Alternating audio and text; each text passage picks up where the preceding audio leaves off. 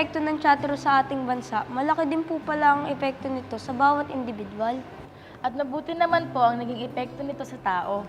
Sana mas mapalawak po ang sining natin dito. At yan ay sa pagtutulong-tulong ng lahat. Bible story na tayo. Sige po, Kuya Eric. Okay. Kahapon ay natunghayan natin ang tungkol sa pagtawid ng mga Israelita sa tubig ng Hordan. At tumapaw po ulit ang tubig ng Hordan nang makaahon na po ang mga saserdoteng nagdadala ng kaba ng tipan ng Panginoon. At totoong kamangha-mangha po ang ginawa ng Panginoon dahil tinuyo niya po ang tubig ng Hordan, katulad ng tubig sa dagat na mapula. At pagkatapos ng mga pangyayaring iyon, ito naman ang sumunod na senaryo. Basahin natin ang nakasulat sa aklat ng Josue sa 5:1 hanggang 12.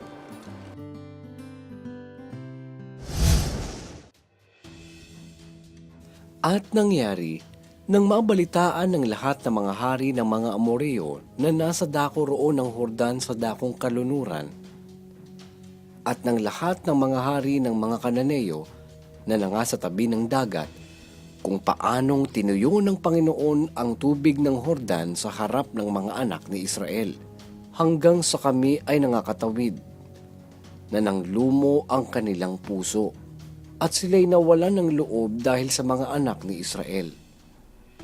Nang panahong yaon ay sinabi ng Panginoon kay Josue, "Gumawa ka ng mga sundang, napingki ang bato, at tuliin mo uli na ikalawa ang mga anak ni Israel." At gumawa si Josue ng mga sundang na pinki ang bato, at tinuli ang mga anak ni Israel sa burol ng mga balat ng masama. At ito ang dahil na itinuli ni Josue. Ang buong bayan na lumabas mula sa Ehipto na mga lalaki, lahat na lalaking pangdigma ay namatay sa ilang sa daan, pagkatapos na sila'y makalabas na mula sa Ehipto. Sapagkat ang buong bayan na lumabas ay mga tuli. Ngunit ang buong bayan na ipinanganak sa ilang sa daan pagkalabas sa Ehipto ay hindi tuli. Sapagkat ang mga anak ni Israel ay lumakad na 40 taon sa ilang, hanggang sa ang buong bansa sa makatuwid bagay ang mga lalaking pangdigma na lumabas mula sa Ehipto ay nalipol, sapagkat hindi nila dininig ang tinig ng Panginoon, na siyang sinumpaan ng Panginoon na hindi niya ipakikita sa kanila ang lupain na isinumpa ng Panginoon sa kanilang mga magulang na ibibigay sa atin, na lupaing binubukalan ng gatas at pulot.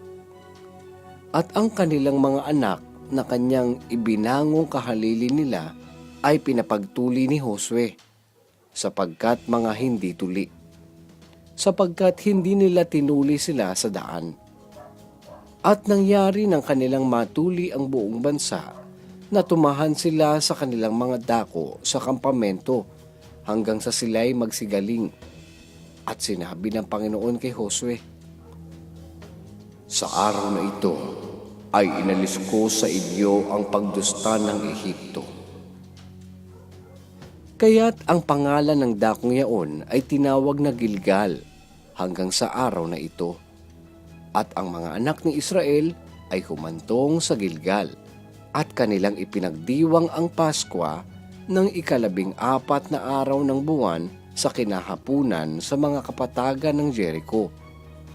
At sila'y kumain ng imbak na trigo ng lupain sa kinabukasan pagkatapos ng Paskwa, ng mga tinapay na walang lebadura at ng sinangag na trigo sa araw ding yaon.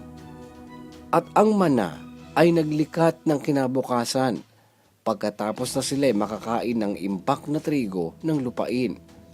At hindi naman nagkaroon pa ng mana ang mga anak ni Israel, kundi sila'y kumain ng bunga ng lupain ng Kanaan ng taong yaon.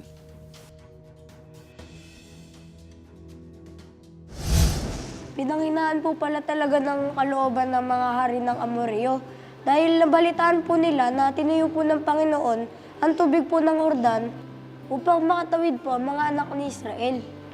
At tinuli naman po ni Josue ang mga anak ni Israel ayon po sa ibinilin sa kanya ng Panginoon. Oo, dahil sa sila ay ipinanganak sa daan ng kanilang mga magulang sa disyerto sa paglalakbay nila ng 40 taon pagkalabas sa lupain ng Ehipto. At bukas kids, kung loloobin ng Panginoon ay ating matutunghayan ang karugtong ng kwentong ito. Abangan nyo yan ha!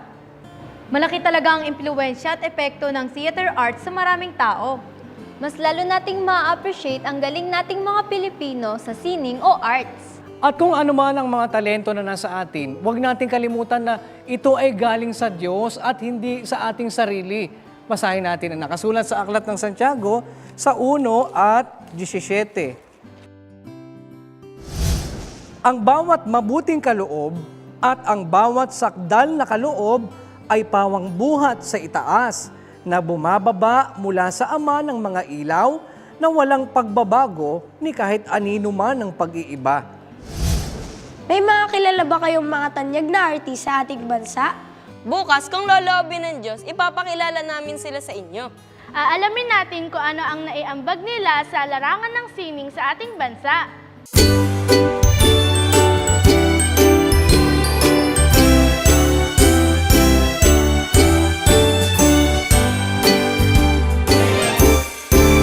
Pinagpala ng Diyos itong ating bansa. Mayaman tayo sa sining at kultura.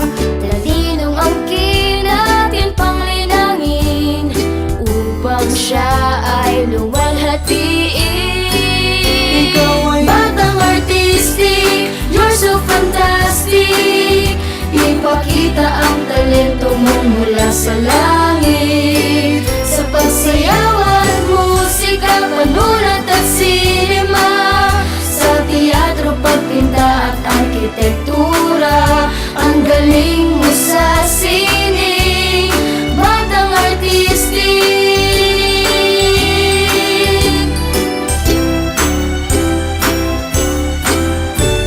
Marunong ka bang umawit o sumayaw? Magsanay at uunlad balang araw. Mahilig ka bang gumuhit at magpinta? Magsanay pa para humusay ka.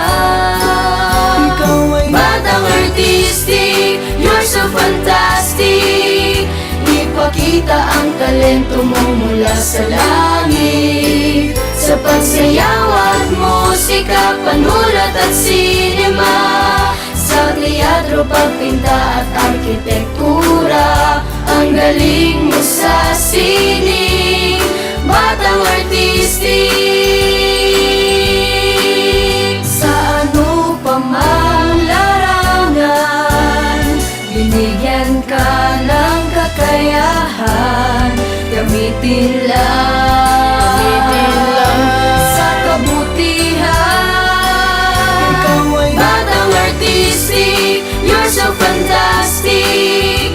Ipakita ang talento mo mula sa langit. Sa pagsayaw at musika, panulat at sinema, sa teatro, pagpinta at arkitektura, ang galing mo sa sining, batang artistic.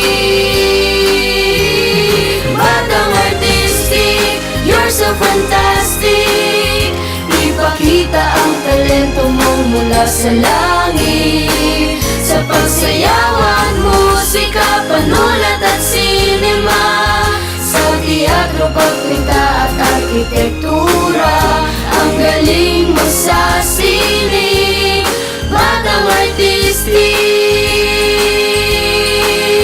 Ang galing mo sa sining, batang artistic.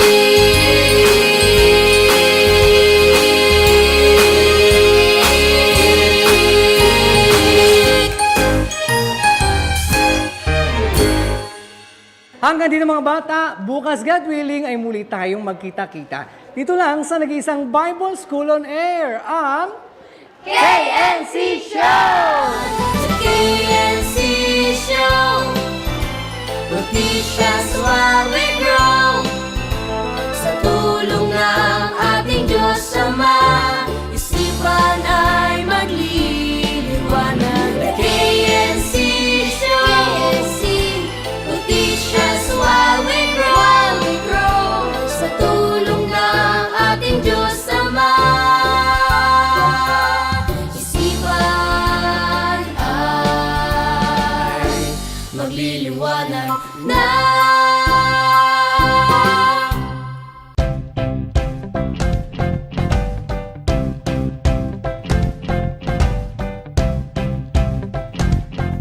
Kasi doon maraming training para sa mga artist ng theater. Theater artist. Artist ng theater. Oo nga po, no? Dapat po ay lagi nating pinahahalagahan ang mga kaloob ng Alamin natin kung ano ang naiambag. Oo, at ilan lang yan sa epekto ng theater arts sa isang tao. At yan, ano ba yan? At yan nga,